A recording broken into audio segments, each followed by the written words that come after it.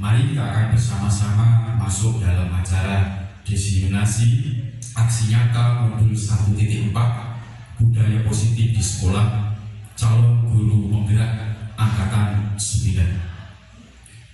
Terlebih dahulu mari bersama-sama saya mengajarkan puji syukur dari Tuhan Yang Maha Kasih yang telah melimpahkan kekuatan, kesehatan, sehingga di kesempatan pagi hari ini kita bersama-sama boleh berkumpul di tempat ini dengan keadaan tidak kurang satu apapun juga. Yang terhormat Bapak Bibit Subagio SPD selaku Wakil Kepala Sekolah SMP Negeri 2 Pabelan, yang saya hormati Bapak Ibu Guru Pegawai SMP Negeri 2 Pabelan. Di sini saya akan menjadi pembawa acara. Sebelumnya, mari kita akan bersama-sama dengan rentetan acara yang akan kita lalui kesempatan pagi hari ini. Yang pertama, pembukaan.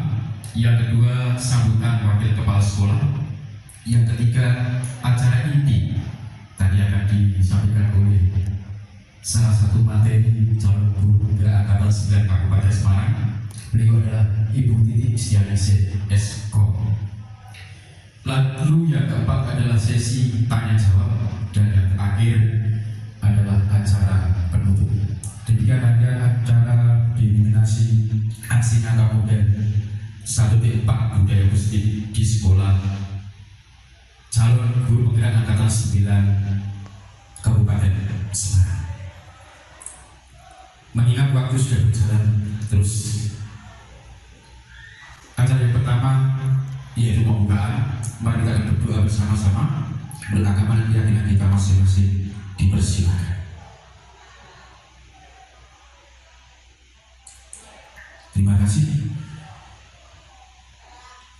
Menuju acara berikutnya adalah sambutan wakil kepala sekolah SMP Negeri 2 Pabelan. Untuk itu dipersilakan Bapak Bibit Subagio SPD Sanso Bongso Sanso Mengkanan dari semua. Assalamualaikum warahmatullahi wabarakatuh. Alhamdulillahirrahmanirrahim. Asyhadu an la ilaha illallah wa asyhadu anna Muhammadar Rasulullah sallallahu alaihi wasallam wa ala alihi wa ashabihi amma ba'd. Bapak Ibu yang saya hormati,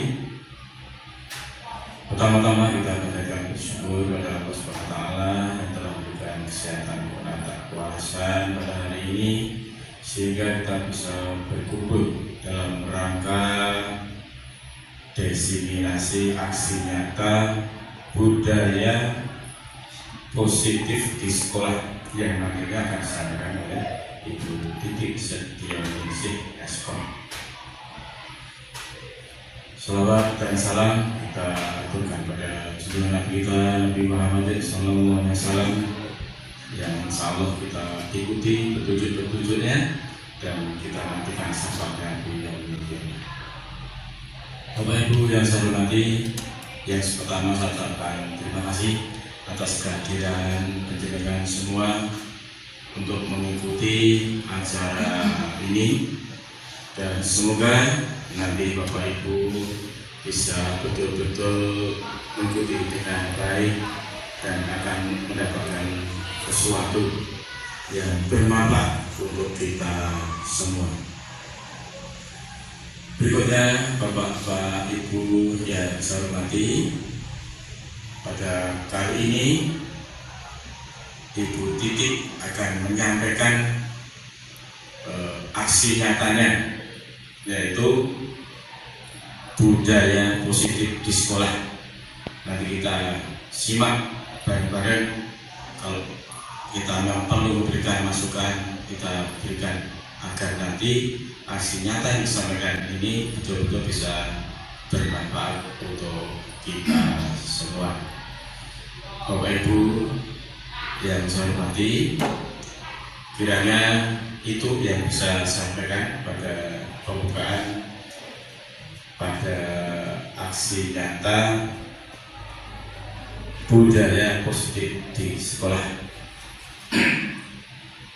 Dan apabila ada kata-kata yang tidak berkenan dari Bapak Ibu semua, saya mohon maaf ya sebesar-besarnya.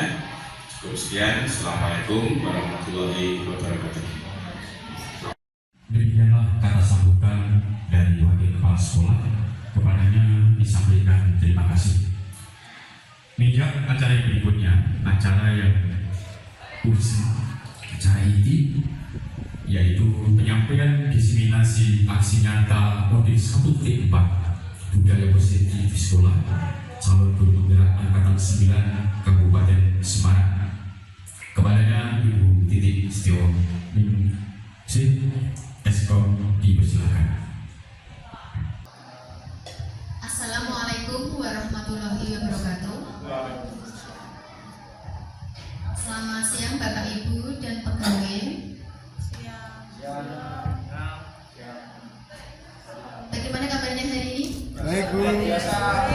Sehat luar biasa ya. Luar biasa. Ya. Untuk hari ini kegiatannya yaitu diseminasi aksi nyata modul 1.4 tentang budaya positif di sekolah.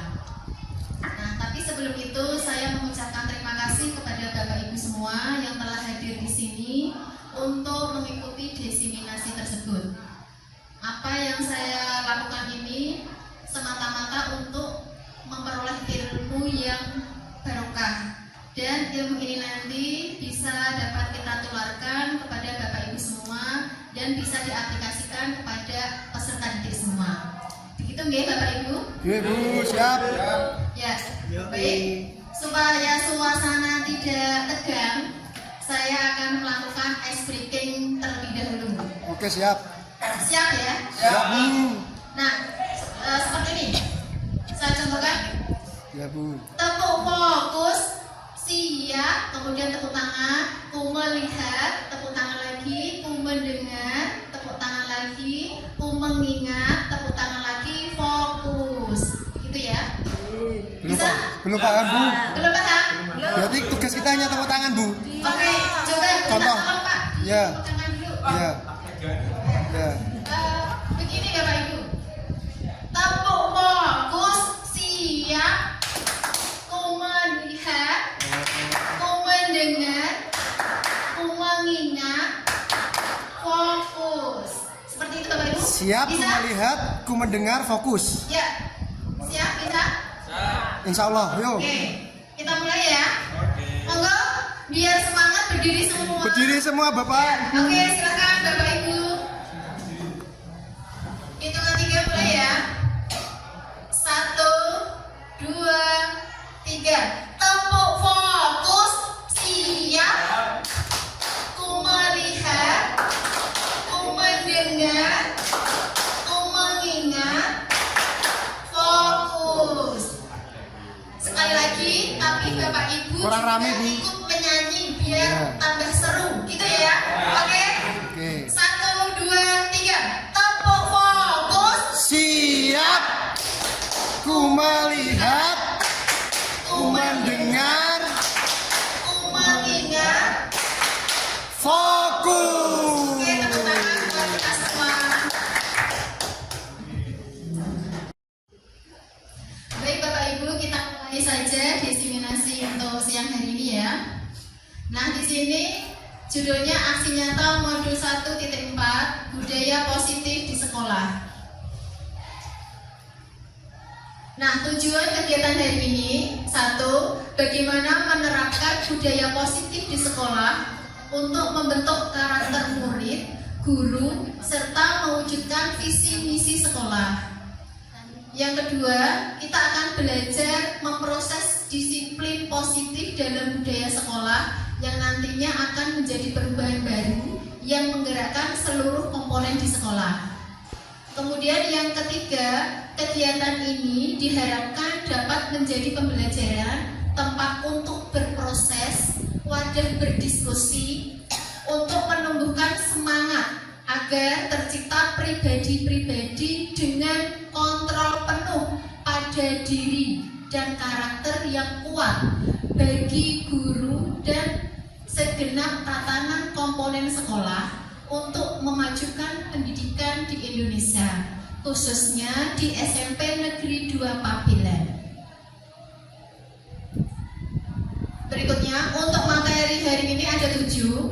1. budaya positif. 2. Disiplin positif. 3. Motivasi perilaku manusia. 4. Kebutuhan dasar manusia dan dunia berkualitas.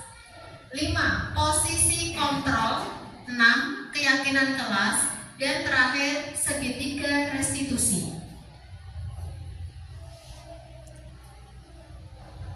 Nah, untuk yang pertama, budaya positif, perubahan paradigma belajar.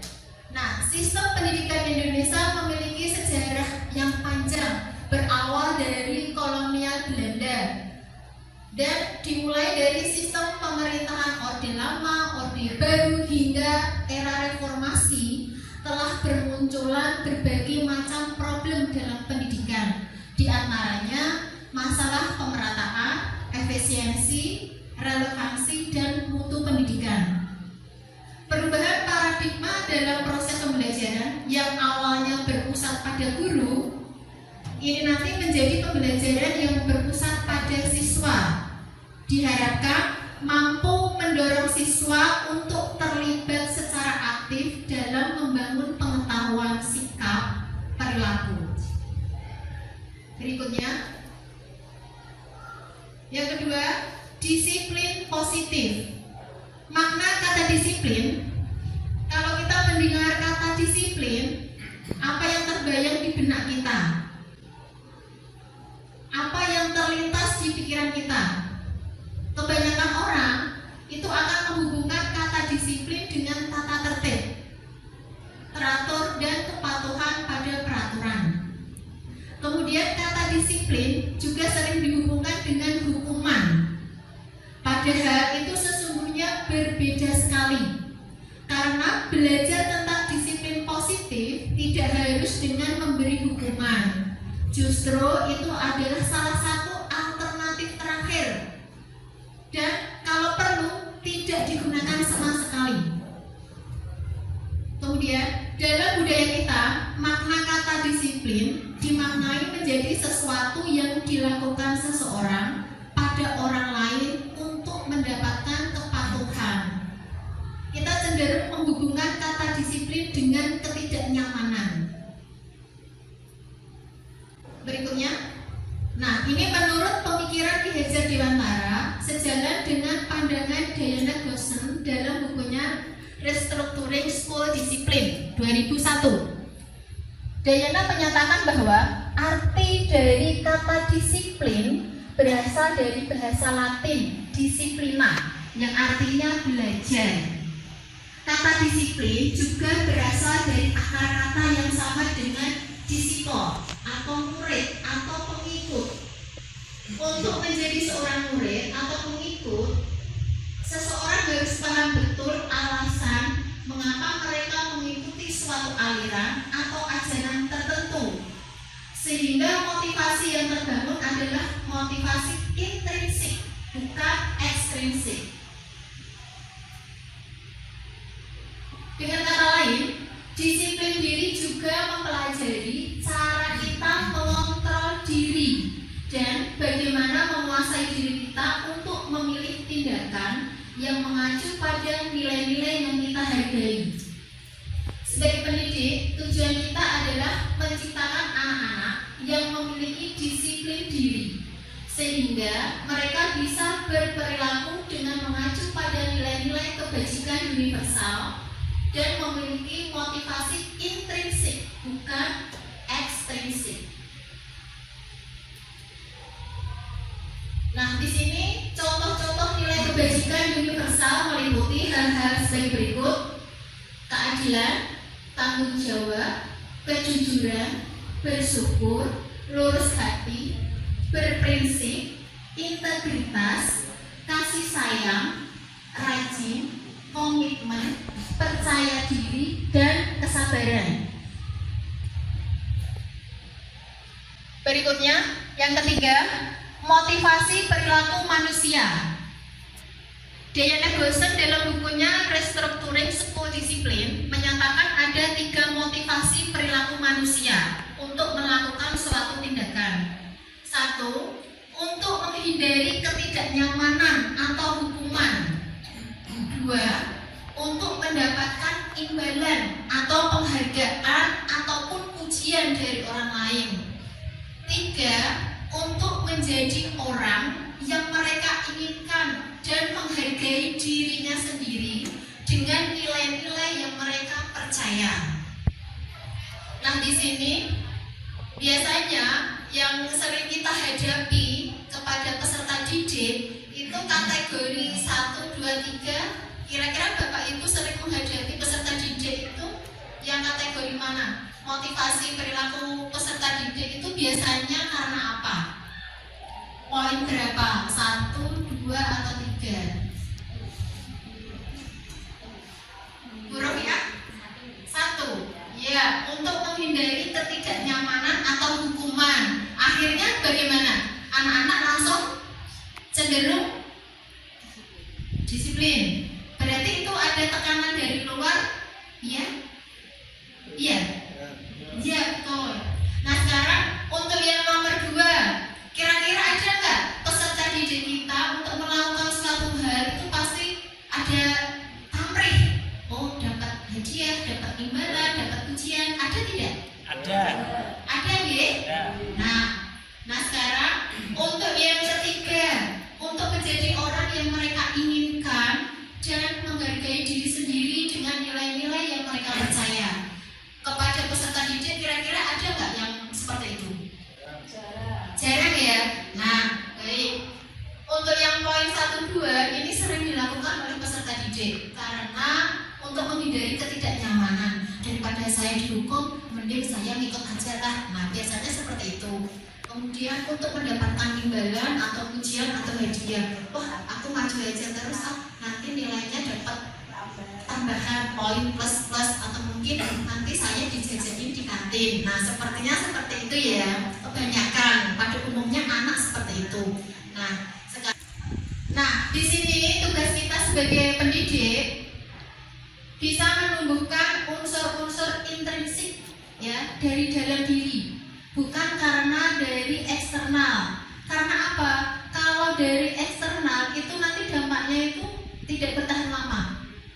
Oh, itu karena seseorang, oh itu karena imbalan. Akhirnya apa?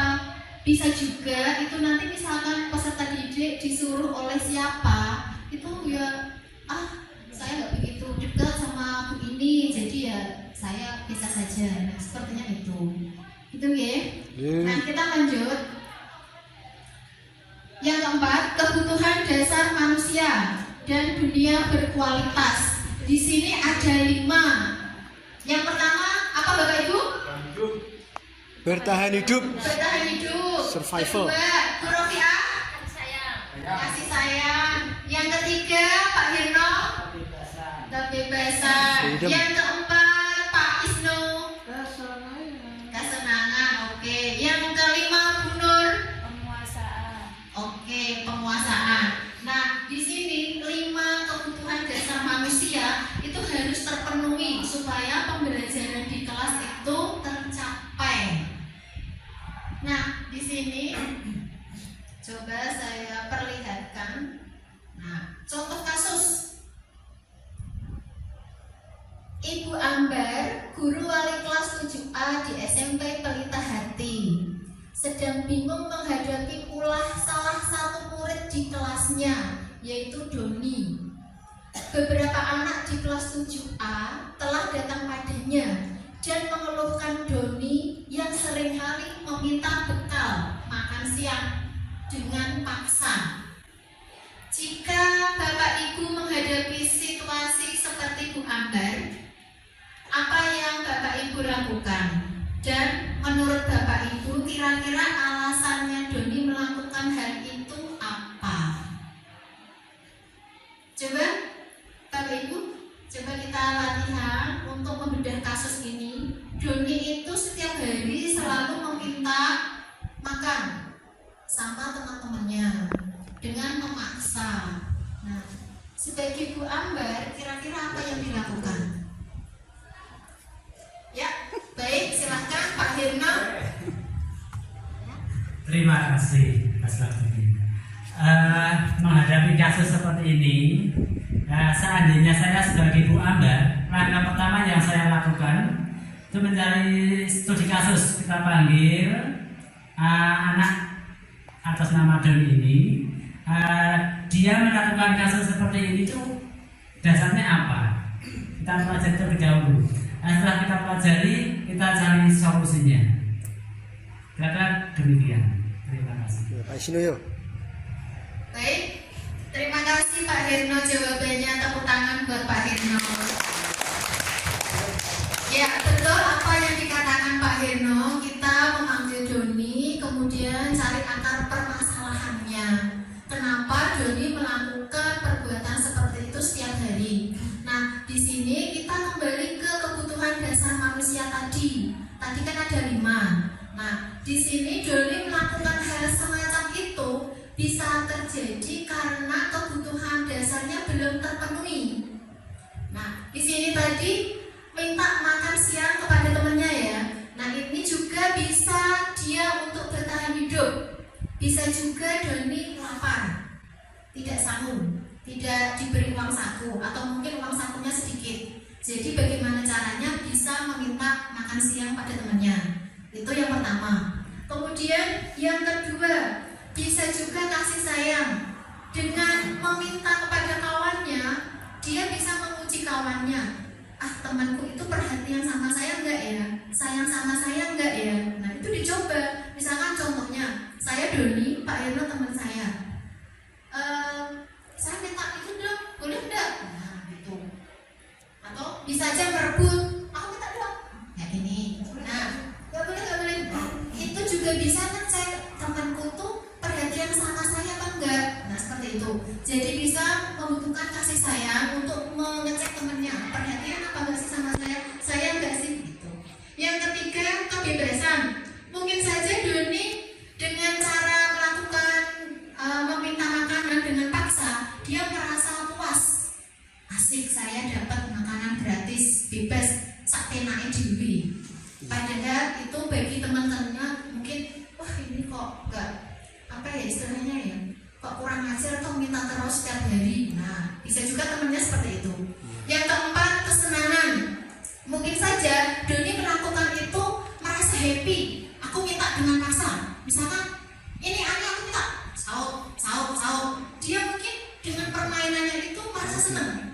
Hore, saya bisa meminta-minta teman-teman dengan paksa. Nah, seperti itu. Kemudian penguasaan bisa juga karena dengan meminta paksa dia bisa menunjukkan eksistensinya. Ini loh aku di kelas paling berani. Ini loh temanku takut. Aku yang paling berkuasa. Nah, seperti itu bisa juga. Jadi motivasinya kita harus tahu kenapa Doni melakukan itu. Nah, kita sebagai guru juga harus tahu kebutuhan dasar manusia. Dan betul apa yang dikatakan Pak Herno tadi, kita harus ngajak sharing kepada Doni kenapa melakukan hal seperti itu. Pasti ada kebutuhan dasar yang belum terpenuhi. Dan tambahan juga, bisa juga nanti kita sebagai guru mungkin ya sekali 2 kali bicara sama orang tuanya. Kira-kira kebutuhan apa yang kurang ya Bu terhadap Doni? Apakah makan siang kurang atau uang sakunya? Karena kebanyakan yang saya lihat itu sering minta-minta dengan paksa kawan sekelasnya Bu. Niki pripun nggih? Nah, nanti bisa dikomunikasikan dengan orang tuanya. Begitu ya Pak Herno? Nah, selanjutnya, nah di sini 5 posisi kontrol. Diana Gosen dalam bukunya Restructuring School Discipline mengemukakan bahwa guru meninjau kembali penerapan disiplin di ruang-ruang kelas mereka selama ini. Apakah telah efektif? Apakah berpusat pada murid? Apakah sudah memerdekakan murid? Dan apakah sudah memandirikan murid? Ya, di sini ada 5 posisi kontrol. Nah, 5 posisi kontrol itu yang pertama, 1 apa Pak Herno? Tolong dibaca.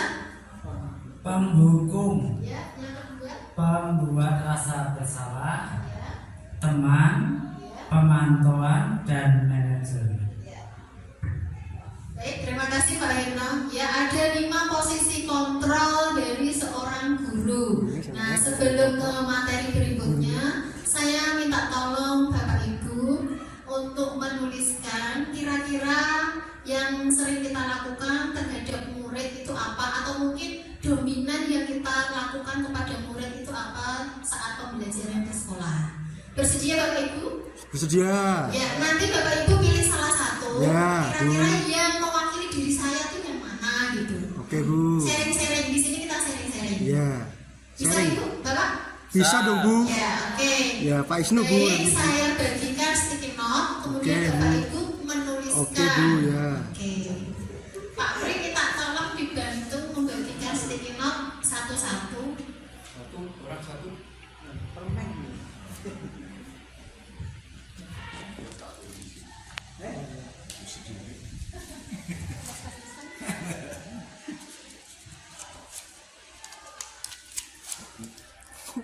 Kameramen di KI.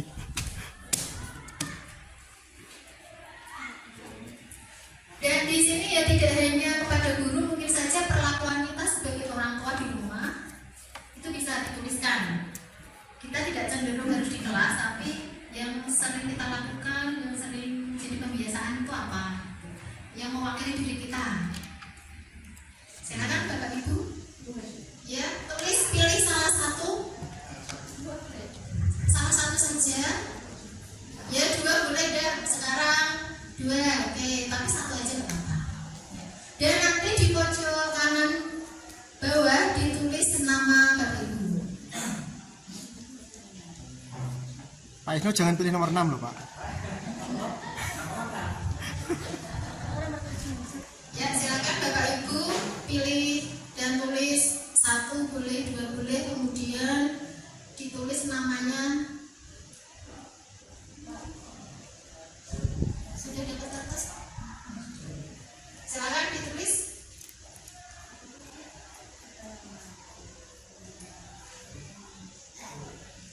Kasih alasan nggak, Bu? Nggak usah ya, Bu. Tidak usah, Oke, cukup Bu. memilih saja. Oke, Pak Isnu aman, Pak Isnu.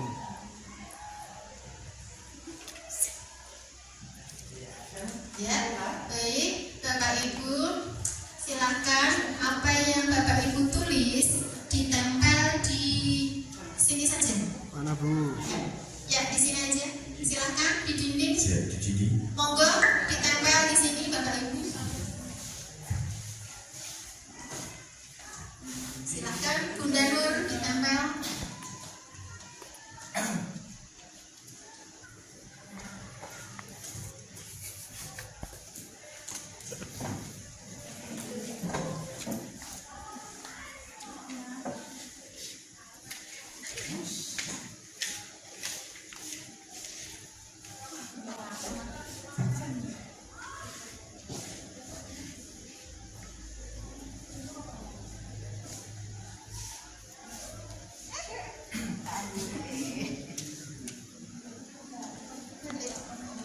Oke, minta Pak.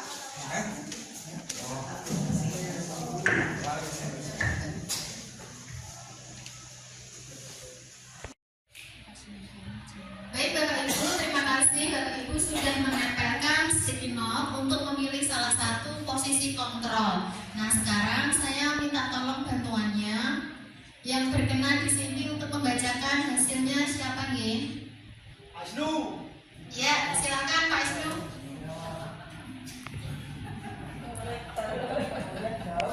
Ya. Dari sini Pak ya. Ya, silakan. Ya, langsung. Ya. Ya, langsung nomor 1 menghukum, penghukum, ya. Terus 2 penghukum, 3 manajer, 4 penghukum, sama juga 5 penghukum, terus 3 6 ya. Teman atau pemantau, terus pemantau, teman, manajer, dan penghukum. Dominasi penghukum. Ya, dominasi penghukum ya. Oke. Terima kasih Pak Isnu. Sama-sama Bu Titi. Baik Bapak Ibu, ini yang sering kita lakukan kepada anak didik kita maupun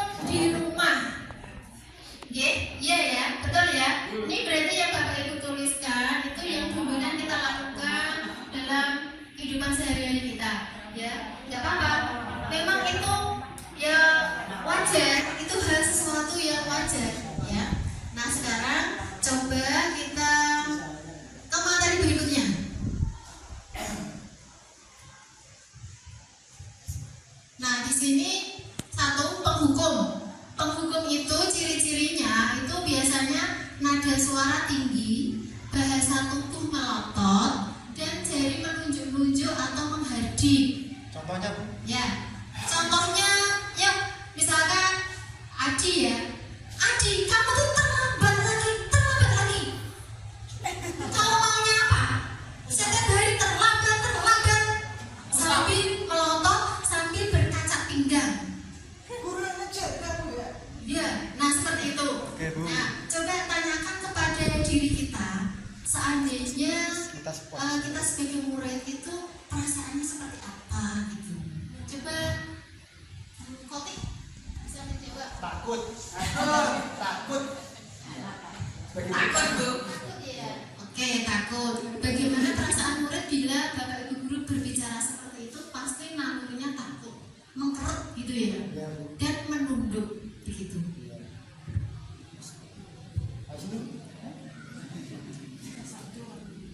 Nah, sekarang dampaknya kemungkinan anak itu akan marah dan dendam atau bersifat agresif. Ya bisa juga dia langsung duduk diem dan selesai. Tapi itu dampaknya luar biasa. Bisa juga mungkin kalau di tingkat SMP tidak begitu parah. Tapi kalau misalkan di tingkat SMA atau SMK yang lebih dewasa, bisa juga ban motor kita digembesi. Bawa masalah. Ya, atau bisa mobil kita dicoret, digores. Nah, itu biasa yang dilakukan anak-anak. Jadi mereka itu marahnya dipendam, tapi suatu saat akan meledak. Nah, seperti itu. Mungkin di depan kita dia diam, tapi dalam hatinya itu dongkol sekali. Nah, itu dampaknya luar biasa. Yang kedua, pembuat merasa bersalah. Ini ciri-cirinya, nadanya memelas, halus, sedih, bahasa tubuh merapat pada anak, Ibu. lesu. Nah, coba Bapak tolong dicontohkan. Pak Isnu minta tolong di sini sebagai gurunya. Nah, Bapak Isnu sebagai guru, sebagai pembuat merasa bersalah. Muridnya siapa? Muridnya siapa? Muridnya Ya. Bu Robiah. Bu Robiah, silakan. Yuk. Sebagai murid, kemudian Pak Isnu sebagai guru yang pembuat merasa bersalah. Jadi nadanya Pak Isnu tuh memelas, halus, Kasih mic, Bu. sedih, bahasa tubuh merapat. Jangan dilus-lus loh, Pak.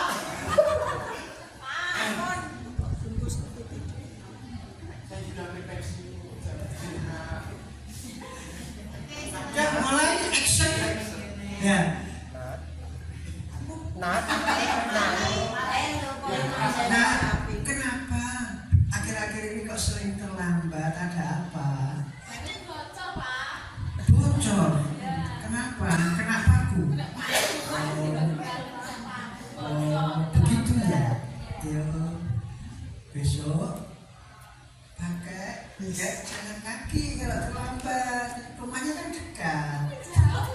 Berapa kilo dari 1 kilo kan dekat. Tidak apa. Cukup? Terima kasih Guru Robiah dan Pak Isnu.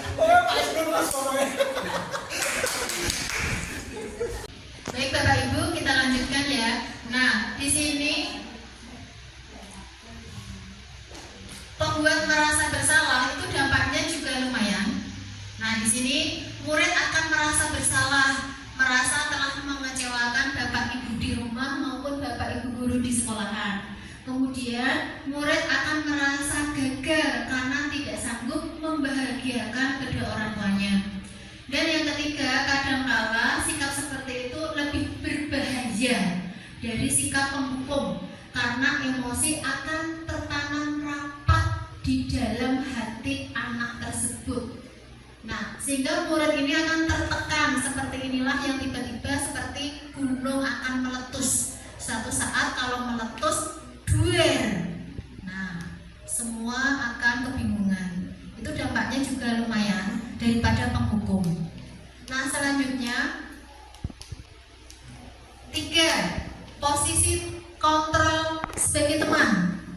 Di sini nadanya ramah, akrab, dan bercanda. Bahasa tubuh merapat pada murid dan senyum-senyum jenaka. Kalau senyum-senyum jenaka itu berarti senyum-senyum manis gitu. Ya, sumpah boleh. Tapi, nah nadanya ramah, akrab, dekat, merapat sama anak. Nah, seperti itu. Nah, di sini Adi, ayolah, bagaimana sih kamu? Kemarin kamu sudah janji ke bapak bukan? Kenapa terlambat lagi? Nah, sambil senyum-senyum. Nah, sambil tertawa ringan. Terus, ya sudah, tidak apa-apa, duduk dulu sana. Nah, nanti guru bantu. Nah, sambil senyum-senyum. Nah, gitu ya. Nah, coba bagaimana perasaan murid kalau kita memposisikan seperti itu? Ya, Bu April coba. Bisa ini malam kita. Gue bisa. Menjadi senang dan akrab. Ya, senang dan akrab ya. Senang dan akrab sama guru ya. Baik, terima kasih Bu April jawabannya. Pasti kita sebagai murid senang sekali. Saya pun seperti itu kalau diposisikan sebagai teman senang sekali. Kan kita senang ya dekat dengan bapak ibu guru. Itu ya seperti yang dilakukan kebanyakan anak. Senang sekali. Sebab saya dulu pun waktu sekolah juga kalau dekat sama guru itu senang. Karena apa? Dikenal. Selain dikenal juga pasti apa-apa. Ayo bantu. Ayo, iya Bu. Nanti tak jajain. Gampang, beres. Nah, oke Bu. Seperti itu. Saya juga ngalami waktu masih sekolah. Nah, di sini kita lanjut lagi ya. Nah, di sini dampaknya juga lumayan. Lumayan apa? Ya, lumayan positif. Nah, di sini termasuk dampak yang positif. Hanya saja, nah Bapak Ibu, ini hanya saja sisi negatif, murid menjadi tergantung pada guru. Bila ada masalah, dia merasa bisa mengandalkan Bapak Ibu guru yang paling terdekat untuk membantu. Nah, akibat lain dari posisi teman, murid hanya akan berbuat sesuatu bila yang menyuruh adalah guru tersebut. Dan belum tentu berlaku sama dengan guru yang lain. Misalkan saya contohkan, saya dekat dengan Adi. Adi itu fair sekali dengan saya, apa-apa mau, pokoknya teman banget lah. Tapi suatu saat, misalkan Pak Pri minta tolong pada Adi, suruh apa, diinstruksikan apa, itu tidak sepenuhnya dilakukan semua. Karena merasa, enggak deket deh sama Pak Pri, deketnya sama Bu Titi aja lah. Nah, seperti itu. Kebanyakan seperti itu kalau yang posisi teman. Walaupun itu positif, tapi sisi negatifnya itu tidak semua Bapak Ibu guru akan dibiarkan. Begitu ya? Nah, selanjutnya posisi pemantau. Ciri-cirinya nada suara datar, bahasa tubuh yang formal. Datar itu berarti nggak meledak, nggak tinggi, nggak rendah, datar. Gitu. Nah, ini saya contohkan, misalnya Pak Irno minta tolong ke depan, silakan Pak Irno sebagai guru, kemudian Pak Isnu sebagai murid Adi. Murid Raka, murid Jina. Sebagai Adi, dialognya ada di depan. Aku sebagai Adi. Cocok ya Pak Eno sebagai guru ya. Cocok ya. Cocok. Kurang aja. Adi, sana di sini. Dialognya seperti ini. Adi, silakan duduk. Silakan duduk, Adi. Sebagai Adi, ya. Adi, tahukah kamu jam berapa kita mulai? Tahu Pak? Kamu terlambat 15 menit. Apakah kamu sudah mengerti? konsekuensinya yang harus dilakukan, tidak terlambat. Saya paham sekali, Pak. Saya harus tinggal kelas pada jam istirahat nanti dan mengerjakan tugas ketertinggalan saya kan, Pak? Ya, benar. Nanti pada saat jam istirahat, kamu harus tinggal di kelas untuk menyelesaikan tugas yang tertinggal tadi. Saya tunggu ya. Siap, Pak. Saya sanggup melaksanakan tugas. Terima kasih tepuk tangan buat Pak Firman dan Pak Wisnu. Monggo pindah lagi.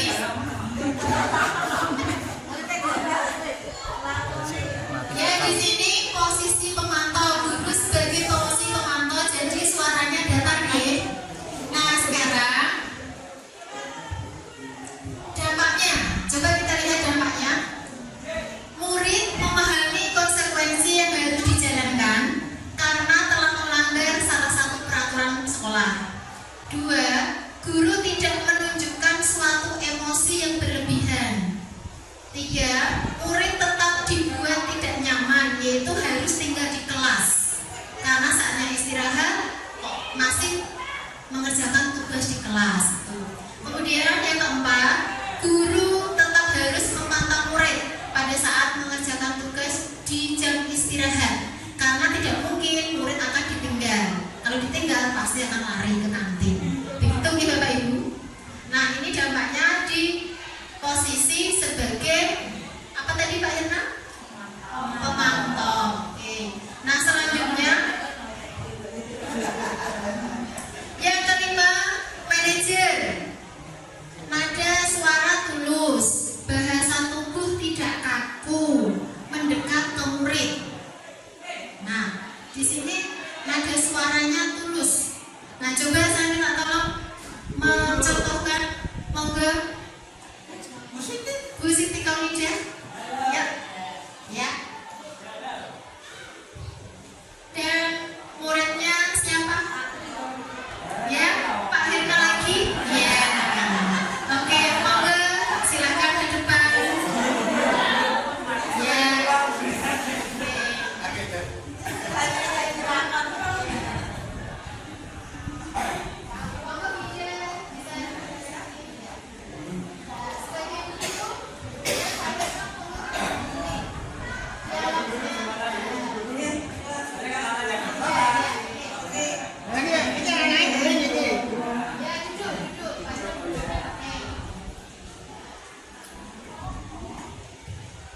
Adi, Ibu, apakah kamu mengetahui jam berapa sekolah dimulai? tahu Bu, jam 7. Ya, jadi kamu terlambat. Kira-kira bagaimana kamu akan memperbaiki masalah ini?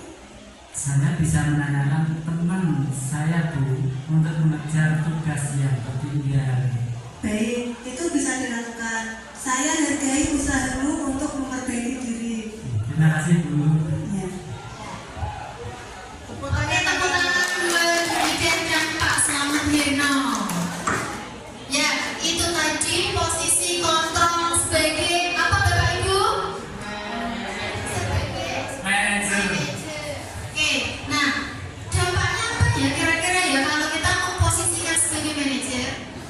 Oke, kita simak bareng-bareng. Baik Bapak Ibu, untuk posisi kontrol sebagai manajer dampaknya itu coba bisa kita lihat di sini. Guru akan mengembalikan tanggung jawab pada murid untuk mencari jalan keluar permasalahannya. Tentu dengan bimbingan Bapak Ibu guru semua. Nah, di sini untuk posisi kontrol manajer itu murid itu merasa dihargai, ya ibaratnya dimanusiakan. Jadi anak itu nanti akan tumbuh karakter-karakter yang kuat, yang berkepribadian gitu. Itu kita Bapak Ibu. Dan merasa dia merdeka, bahwa saya sebagai manusia merdeka, seperti itu. Nah, yang keenam, keyakinan kelas.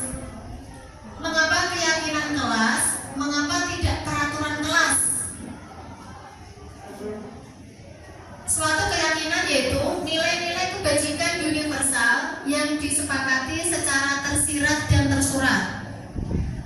dari latar belakang suku, negara maupun agama. Nah, di sini nilai-nilai kebajikan bahwa menekankan pada keyakinan seseorang akan lebih memotivasi seseorang dari dalam. Seseorang akan lebih tergerak dan bersemangat untuk menjalankan keyakinannya daripada hanya sekedar mengikuti serangkaian peraturan tertulis tanpa makna. Nah, di sini pembentukan keyakinan kelas. Pasti Bapak Ibu sudah melakukan ya. Nah, di sini saya bacakan pembentukan keyakinan kelas. Ini urutannya seperti ini seharusnya. Keyakinan kelas bersifat abstrak daripada peraturan yang lebih rinci dan konkret. Keyakinan kelas berupa pertanyaan-pertanyaan universal. Kemudian pernyataan keyakinan kelas senantiasa dibuat dalam bentuk positif. Jadi untuk kalimatnya jangan menggunakan kalimat negatif, tapi menggunakan kalimat positif. Kemudian keyakinan kelas hendaknya tidak terlalu banyak sehingga mudah diingat dan dipahami oleh semua warga kelas. Kemudian keyakinan kelas sebaiknya sesuatu yang dapat diterapkan di lingkungan tersebut, dan semua warga kelas hendaknya ikut berkontribusi dalam pembuatan keyakinan kelas lewat kegiatan curah pendapat. Kemudian bersedia meninjau kembali keyakinan kelas dari waktu ke waktu. Misalkan Bapak Ibu guru sudah membuat keyakinan kelas, tetapi kok belum berjalan ya, kelas saya masih ramai ya, ini gimana? Nah, Bapak Ibu bisa meninjau kembali keyakinan kelas. Mungkin saja terlalu banyak sehingga anak-anak susah menghafal, mengingat, memahami. Seperti itu Bapak Ibu. Yang ketujuh, segitiga restitusi.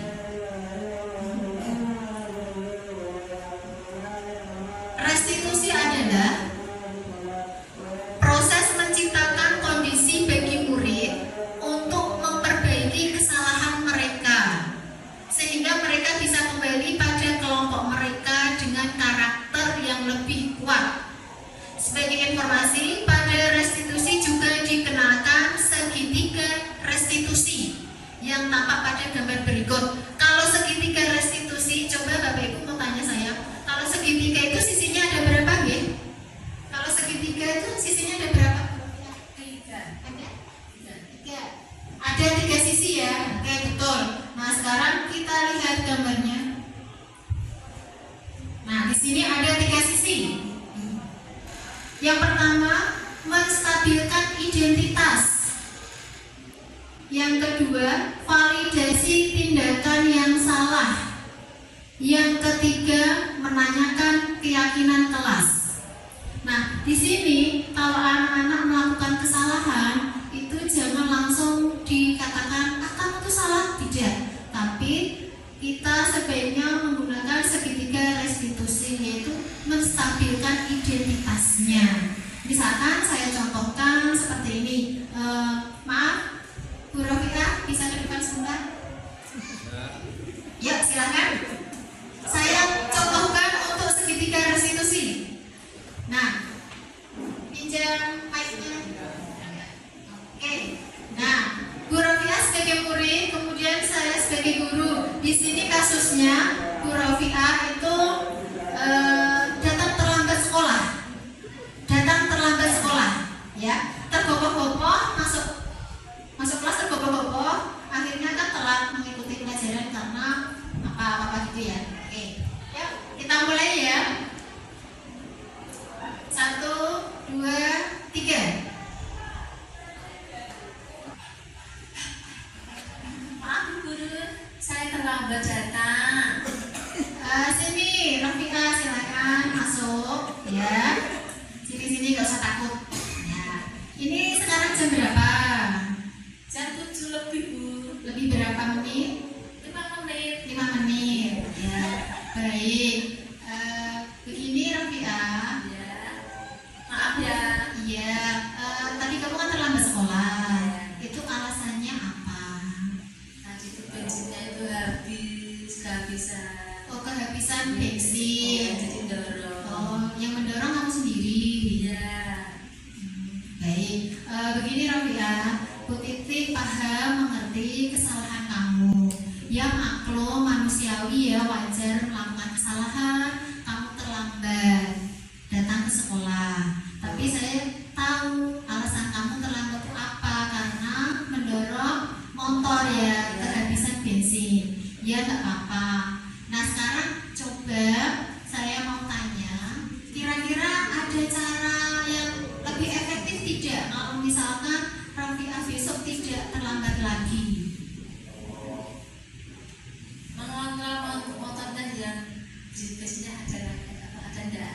Oh iya betul, jadi ngecek bensinnya di motor itu masih penuh apa enggak gitu ya? Iya. Ya, oke. Selain itu apa lagi kira-kira? Beli motor yang baru. Beli motor baru, oke. Yang membelinya siapa? Orang tua. Ya bagus, oke. Ya. Oke, bisa ya membeli motor baru. Minta berikan motor yang baru sama orang tua. Iya, iya itu kalau bapak punya uang ya. Tapi kalau belum punya uang ya nabung dulu. Siap. Ya. Nah sekarang begini, coba kita lihat lagi keyakinan kelas di tempat kita ya. Kira-kira yang sudah kamu lakukan tadi itu menyimpang keyakinan kelasmu apa enggak? Menyimpang apa enggak? Harus apa ya? Memperbaiki supaya nggak terlambat lagi itu. Ya, berarti hadir Lebih awal. ya, hadir tepat waktu. Nah, coba diingat keyakinan kelasmu di kelas seperti itu kan? Hadir tepat waktu kan? Iya. Nah, sekarang coba kita tarik kesimpulan coba. Berarti Rafia sudah melakukan suatu kesalahan ya. Ya wajar, manusiawi. Saya maafkan. Tapi tadi Rafia sudah bisa mencari solusi sendiri kan? Ya. Bagaimana besok tidak terlambat lagi. Ya. Dan kita coba latihan untuk meyakini keyakinan kelas dari yang sudah kamu buat. Selain yakin, berarti kita harus action ya. Kamu kan sudah membuat keyakinan kelas, berarti harus bisa diterapkan. Itu ya. Baik, saya maafkan. Oke, silakan duduk ya. Makasih Bu Guru. Ya. Oke, terima kasih buat Bu Rafia. Berikan aplaus untuk Bu Rafia. Nah, di sini tadi sudah saya jelaskan ya 3 langkah restitusi, menstabilkan identitas, validasi tindakan yang salah, dan menanyakan keyakinan kelas. Nah, di sini aksi nyata modul 1.4 saya melakukan segitiga restitusi. Ini yang melatar belakangi kenapa saya melakukan segitiga restitusi. Nih, coba ada panah kuning. Ini kira-kira apa ini Bapak Ibu? Apa? Ya, coba Pak Pri. Ini Ada 2 peserta didik ya. yang melanggar tata tertib sekolah, mungkin juga di keyakinan kelas, yaitu tidak memasukkan baju atau tidak berpakaian berkostum rapi juga. Ya, baik, betul sekali Pak Pri, terima kasih. Jadi latar belakangnya karena siswa sering tidak memasukkan baju seragamnya sehingga kurang rapi. Nah, di sini contoh-contohnya ada beberapa. Nah, ini juga. Nah, ini ya, ini. Padahal yang lain ini rapi. Ini.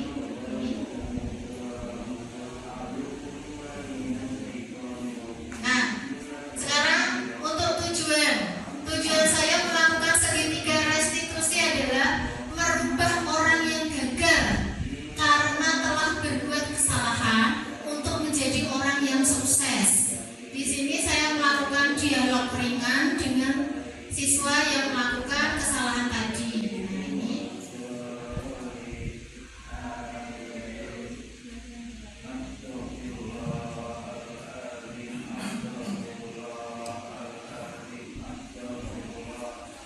Nah, ini yang sudah saya lakukan bersama anak Baik, untuk Aji melakukan sama Adi segitiga restitusi. ingin ngobrol Dan ini sama tadi kalian. sudah ya, coba Adit sama Afif. Kira-kira tadi pagi ada nggak sesuatu yang kurang dalam berpakaian kalian? Ya, Adit apa coba? Tidak membawa hasduk, tidak memakai hasduk. Afif tidak masukkan baju saat pelajaran ya. Oke, nah kira-kira menurut kamu itu sesuai dengan tata tertib enggak? Ya, oke. Menurut Titik ya itu wajar, manusiawi ya. Adit sama Arvin melakukan kesalahan. Titik dulu waktu semasa sekolah juga pernah melakukan kesalahan, misalkan lupa tidak membawa buku paket atau tulis, itu wajar. Baik, saya memaklumi manusia itu tidak ada yang sempurna. Oke.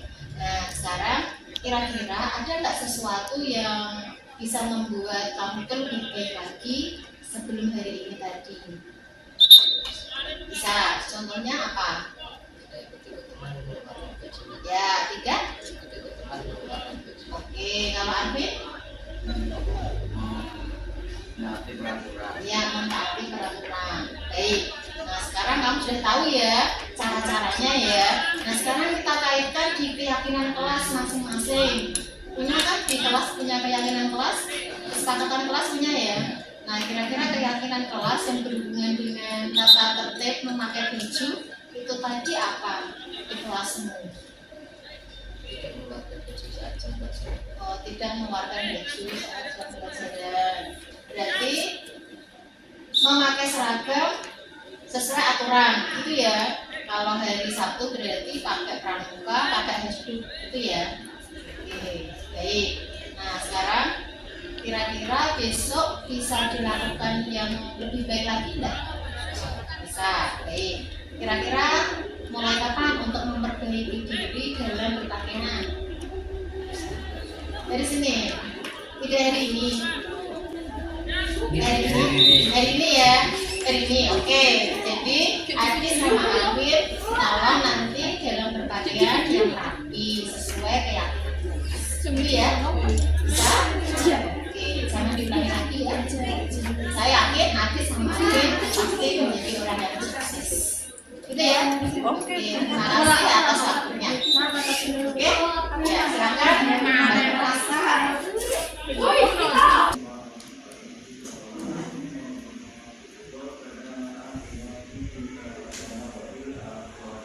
Ya itu tadi Bapak Ibu, saya sudah melakukan segitiga restitusi terhadap peserta didik yang belum rapi menggunakan seragam sekolah.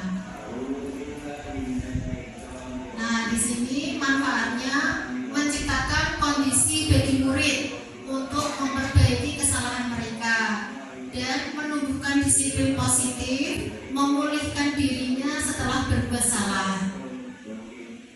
Nah ini testimoni dari anak setelah kita melakukan sharing-sharing bersama untuk mencari solusi. Assalamualaikum warahmatullahi wabarakatuh. Nama saya Didier Muhammad Rizky dari 8D. Saya Abdul Sabra dari 8D.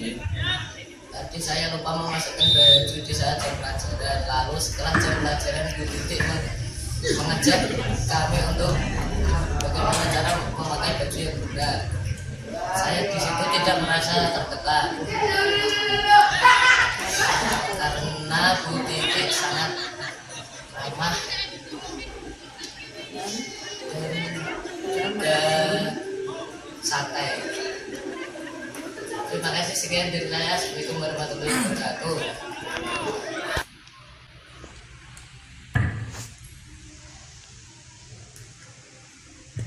Baik Bapak Ibu, itu tadi kegiatan aksi nyata saya 1.4 tentang budaya positif di sekolah. Semoga apa yang kita lakukan ini bisa bermanfaat untuk kita semua dan bisa kita lakukan mengaplikasikan kepada peserta didik sehingga peserta didik kita merasa dimerdekakan sesuai dengan kurikulum merdeka, memerdekakan anak, dan setiap pembelajaran harus berpihak pada murid. Gitu Bapak Ibu ya. Itu tadi kegiatan diseminasi saya atas waktu yang diberikan kepada saya. Mengucapkan terima kasih apabila ada salah kata, salah sikap, dan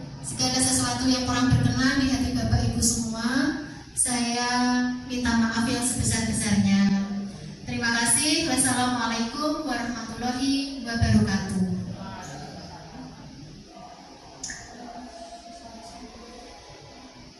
Baik Bapak Ibu, kita kembalikan ke Pak Pri. Silakan Pak Pri. Iya. Berikutnya untuk Ibu Titi, Bapak Ibu, tidak terasa kita sudah sampai di puncak acara, yaitu diseminasi aksi nyata modul 4.1 tentang budaya positif di sekolah dan juga di rumah. Harapan kita mampu menerapkan budaya positif baik di rumah maupun di sekolah. Saya sebagai pembawa acara, jika ada kata-kata yang tidak berkenan, sekali lagi saya minta maaf. Akhirnya beri topik berhidayah. Assalamualaikum warahmatullahi wabarakatuh.